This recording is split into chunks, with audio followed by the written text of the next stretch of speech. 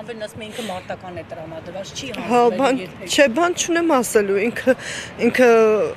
արել է, գիտակցել է, հասկացել է այդ ամեն ինչը, ինքը այդ ամենին պատրաստ է։ Ուղղակի ես մի քիչ թույլ եմ, երևի չգիտեմ։ Իսկ հուզմունքը ինչի պատճառ էր, որ այսօր հասել էր Սամվելը դատարանի առաջ, բայց իր մարտական ոգին ըստ էության չի հանձնվում, ասում է խոշտանգելով ինձ որևէ արդյունքի չեմ հասնի։ Ես իրան շատ լավ գիտեմ, ինքը պատրաստ է այդ ուղղակի ես երևի չգիտեմ, վախենում եմ, որ կարող է անարդար լինի դրա համար։ Ես սկզբից էլ մի տեսակ sense մեջ վախ կար։ Վախ ինչից, որ Սամվելի վերջի դեպքերի հետ կապված։ Որ անարդար կլինի։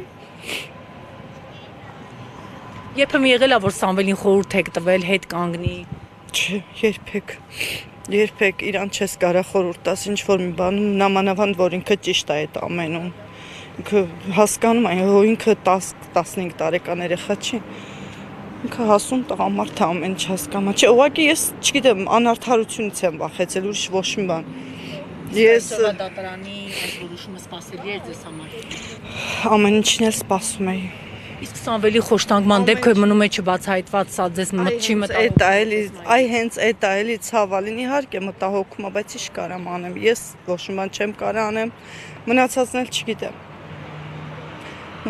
էլ չգիտեմ, անկեղծ ասեմ, ոչ մի բան չգիտեմ։